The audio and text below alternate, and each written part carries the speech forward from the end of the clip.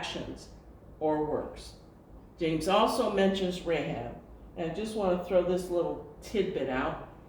Many of us realize that Rahab was a harlot, or she was a prostitute. She was instrumental to the children of Israel and Joshua in tearing down the city of Jericho.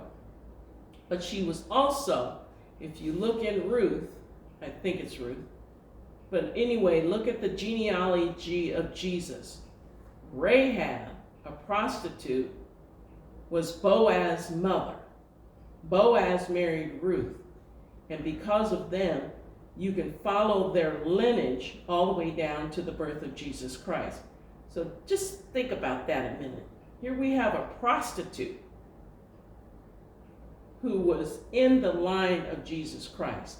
And why was that why did that happen? Because she was faithful and she believed the messengers when they told her what was going to happen. And so her life and her family was spared because of that. But James tells us she was justified works when she received the messengers and had helped them out by another way. She also hid them. But we might think it's scandalous or strange for James to mention this, but Rahab was believed and she was given righteousness because of her works. She was justified on the basis of her faithful works. The singular act of harboring the Israelite spies who entered the city of Jericho. In her hospitality, she provided for the Israelites who were in need. And in doing so, she set an example of what James calls on his heroes to do. We like heroes in our lives. We like the good guy to stand up and do the right thing all the time.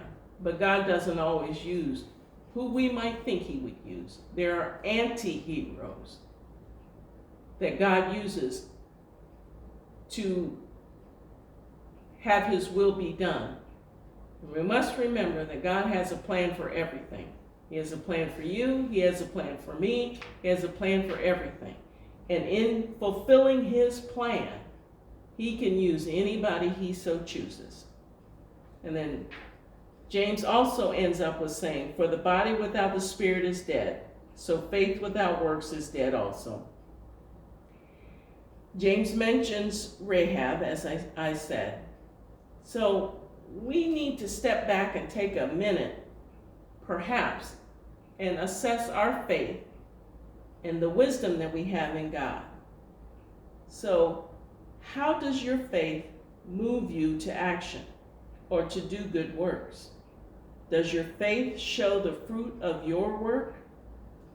And in our conclusion, it says, in popular usage, faith often equates to mere belief and intellectual knowledge of the existence of God.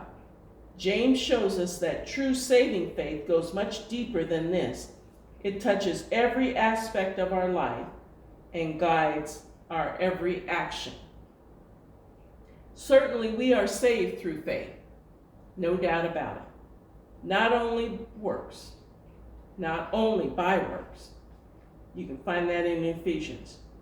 We cannot earn salvation by our works. No matter what we do, how good we live, we are not going to make it in heaven because of our works. But what type of faith saves? The type that works. A profession of faith must be accompanied by action. Otherwise, it is no faith at all. A profession of faith that is unaccompanied by the work God intends we do brings disrepute of the faith we claim to have.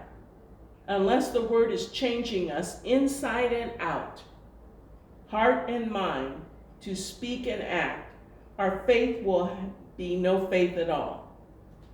Let me read this one thing again.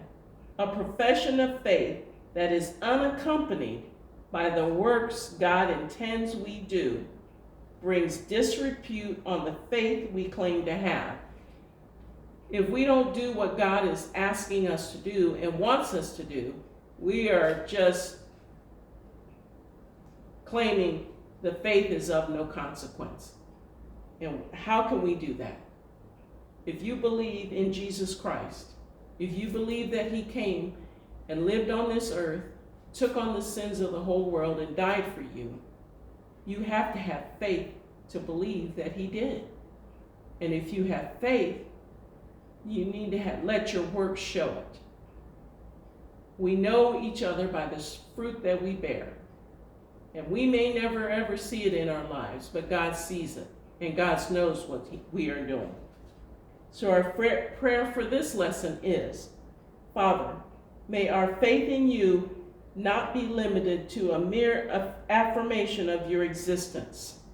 Instead, may it be manifested in the way we live, including the way we extend help to those in need.